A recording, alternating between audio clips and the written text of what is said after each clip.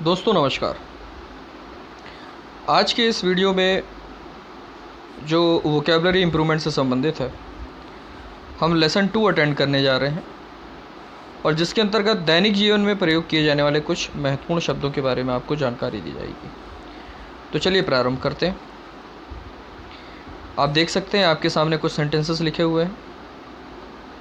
इन sentences में कुछ शब्दों को मैंने अंडरलाइन किया हुआ है। इन शब्दों के अर्थ को हम जानने का प्रयास करेंगे, जिनका प्रयोग हम आम तौर पर कभी ना कभी करते ही रहते हैं या नहीं करते हैं तो हमें ज़रूरत पड़ेगी करने की, और इसलिए हमें इनके अर्थ को जानना और इसका प्रयोग करना आना चाहिए। शुरू में केवल आपको सेंटेंसेस बताए जा रहे हैं और मैं अपेक्षा करूंगा कि आप इसके अर्थ को निकालने का प्रयास ज़रूर करें, गैस करें, और जब मैं इसके अर्थ बताऊंगा आने वाली स्लाइड्स में तो देखते हैं आप उसके अर्थ को सही पकड़ पाए हैं या नहीं सही पकड़ पाए हैं। सही है तो बहुत अच्छी बात है, और अगर कुछ गलती हो गई थी तो उसके सही अर्थ को हम याद रखें और उसका सही तरीके से उपयोग करें, प्रैक्टिस करें। पहला सेंटेंस है we have finished our work. इसमें फिनिश जो वर्ड है उसको मैंने अंडरलाइन किया है, अर्थात इसके अर्थ को जानने का हमें प्रयास करना है। सेकंड सेंटेंस है the teacher has asked the students to abbreviate that story in their own words. In this sentence, I want you to guess the meaning of the word abbreviate, which has been underlined in this sentence. Abbreviate जो word है उसको मैंने underline किया है और मैं चाहता हूँ कि आप उसके अर्थ को guess करें। Third sentence, the arrested person has confessed that he was involved in that bank robbery. इसमें 4 शब्द हैं जिनको मैंने underline किया है, उन्हीं के अर्थ को हमें जानने का प्रयास करना है। फोर्थ है Amit refuse to admit his fault. इसमें 2 शब्द हैं, रिफ्यूज़ एंड एडमिट, इसके अर्थ को पता लगाना है। फिफ्थ है he accuse me of stealing his wallet. इसमें 3 शब्द हैं, अक्यूज़, स्टीलिंग एंड वैलेट। इन शब्दों का हमें अर्थ का पता लगाना है। सिक्स्थ है Amit is not familiar with all his classmates. Familiar and classmates ये 2 वर्ड हैं जिनके अर्थ को जानना है। I am still getting acquainted with my colleagues और कोवर्कर्स। तो इसमें आप देख सकते हैं एक बहुत बड़ा पार्ट है गेटिंग अक्वेंटेड विथ, फिर कलीग्स, इनके अर्थ को जानना है। फिर है 8th sentence Amit apologise but his teacher did not forgive him. तो इसमें अपोलोजाइज वर्ड और फॉरगिव वर्ड, इसकी मीनिंग जाननी चाहिए हमें कि इनका अर्थ क्या होता है। Some people are habitual of borrowing money even when it can be avoided. Habitual word, borrow word और अवॉइड, इन 3 शब्दों के अर्थ को जानना है। और लास्ट सेंटेंस है दो I was in immediate need of 3000 rupees he did not land me a single rupee. इसमें लैंड शब्द को अंडरलाइन किया है, अर्थात इसके अर्थ को जानने की आवश्यकता है। यहाँ पर मैंने इनके अर्थ को हिंदी में भी लिखकर रेड कलर में हाईलाइट किया हुआ है ताकि आप इसके न केवल अर्थ को समझें बल्कि याद रख सकें। We have finished our work, इसका अर्थ होता है मैंने अपना काम पूरा कर लिया या हमने हमारा काम पूरा कर लिया। तो फिनिश शब्द का जो वास्तव में अर्थ है वो है पूर्ण करना, पूरा करना। सेकंड सेंटेंस है द टीचर है asked the student to abbreviate that story in their own words. इसमें एब्रीविएट शब्द का अर्थ है संक्षिप्त करना, लघु रूप देना, किसी चीज़ को छोटा करना। तो टीचर ने क्या बोला स्टूडेंट्स को कि एक पर्टिकुलर स्टोरी जिसकी टीचर बात कर रहा है उस स्टोरी को उन्हें अपने शब्दों में छोटे फॉर्म में ढालना है, कम शब्दों में उस स्टोरी को बताने का प्रयास करना है। तो एब्रीविएट मतलब संक्षिप्त करना, शॉर्टन करना। थर्ड है the arrested person has confessed that he was involve in that bank robbery. Arrest मतलब गिरफ्तार करना, तो अरेस्टेड पर्सन मतलब गिरफ्तार किया हुआ व्यक्ति। कॉन्फेस का मतलब होता है कोई गुनाह जो आपने किया है उसे आप स्वीकार करते हैं, इसके लिए हम कॉन्फेस वर्ड का प्रयोग करते हैं। तो कॉन्फेस का मतलब है गुनाह स्वीकार करना। इन्वॉल्व का मतलब होता है किसी चीज़ में शामिल होना, और रॉबरी का मतलब होता है लूट। तो इन वर्ड्स के सीक्वेंस में ही इनके अर्थ को दिया है, तो इसमें परेशान होने की बात नहीं है। गिरफ्तार किए हुए व्यक्ति ने स्वीकार किया है या अपना गुनाह स्वीकार किया है कि वह उस बैंक की लूट में शामिल था। इस सेंटेंस का अर्थ ये निकल रहा है।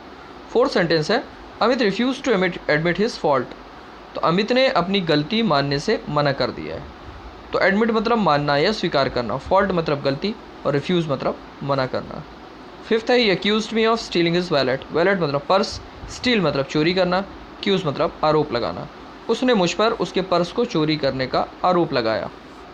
अक्यूज शब्द का जब भी हम प्रयोग करेंगे तो ध्यान रखें कि ऑफ का प्रयोग करना है। अक्यूज के बाद जिस पर आरोप लगा रहे हैं उसको लगाएंगे, और उसके बाद ऑफ लगा के जिस काम के लिए हमने आरोप लगाया है, चोरी का, डाका का, तो उसको हम ऑफ के बाद लगाएंगे। 6th सेंटेंस है Amit is not familiar with all his classmates. तो फेमिलियर शब्द का अर्थ होता है परिचित, और क्लासमेट हम बोलते हैं सहपाठी को जिसके साथ हम पढ़ाई करते हैं। 7 सेंटेंस है, तो 6 सेंटेंस का अर्थ क्या निकला? अमित अपने सभी सहपाठियों से परिचित नहीं है। 7 सेंटेंस है, I am still getting familiar या अक्वेंटेड विद माई कलीग्स और कोवर्कर्स। मैं अभी भी अपने जो सहकर्मी हैं, साथ में काम करने वाले लोग हैं, उनसे परिचित हो रहा हूँ या परिचित हो रही हूँ। तो जब हमको बताना होता है कि कोई व्यक्ति किसी से परिचित हो रहा है तो गेट शब्द का प्रयोग पहले करते हैं, फिर फेमिलियर या अक्वेंटेड शब्द का प्रयोग करते हैं। तो if you get familiar with somebody या if you get acquainted with somebody, मतलब आप उस व्यक्ति से परिचित हो रहे हैं। तो परिचित होने के लिए हम गेट फेमिलियर या गेट अक्वेंटेड शब्द का प्रयोग करते हैं। कलीग्स का अर्थ होता है साथ में काम करने वाला व्यक्ति, जिसको आप सहकर्मी कहते हैं, उसके लिए आप कोवर्कर शब्द का भी प्रयोग करते हैं। Next sentence 8th, Amit apologised to his teacher. Amit ने अपने टीचर से माफ़ी मांगी, but his teacher did not forgive him, लेकिन उसके टीचर ने उसे क्षमा नहीं किया। तो क्षमा मांगने के लिए अपोलोजाइज, क्षमा करने के लिए फॉरगिव। 9th है, some people are habitual of borrowing money even when it can be avoided. Habitual का मतलब होता है किसी चीज़ की आदत हो जाना, आदी होना। बोरो का अर्थ होता है उधार मांगना, अवॉइड का मतलब होता है टालना। तो कुछ लोगों को ऐसी स्थिति में भी उधार मांगने की आदत होती है जब उधार मांगने को टाला जा सकता है। इस सेंटेंस का अर्थ वो निकल रहा है। तो बोरो का अर्थ होता है उधार मांगना। लास्ट सेंटेंस है, दो I was in immediate need of 3000 rupees he did not land me a single rupee. हालांकि मुझे 3000 रुपयों की तुरंत आवश्यकता थी, बहुत आवश्यकता थी। He did not land me a single rupee. इसमें लैंड शब्द का अर्थ होता है उधार देना।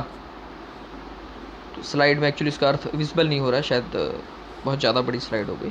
तो लैंड शब्द के अर्थ को हमें पता लगाना था। लैंड का अर्थ होता है उधार देना। अब यही जो हमने कुछ वर्ड डिस्कस किए हैं अभी, इन्हीं पे आधारित ये एक्सरसाइज आपके सामने दिखाई दे रही। केवल मैंने 5 सेंटेंस दिए हैं, इनमें आपको फिल इन द ब्लैंक्स करना है। जो ब्लैंक स्पेस दिखाई दे रहा है, इनमें जो शब्द के आपको ऑप्शन दिए हैं यहाँ पे, finish, abbreviate, admit, confess, accuse, familiar, get, acquainted, forgive and apologise, इन्हीं शब्दों में से कोई 5 शब्दों को उनके सही फॉर्म के साथ इन सेंटेंसेस में दिए हुए स्पेस में फिल करना है। ठीक है, इस बात का ध्यान रखना है। और ये मैंने थोड़ी देर के लिए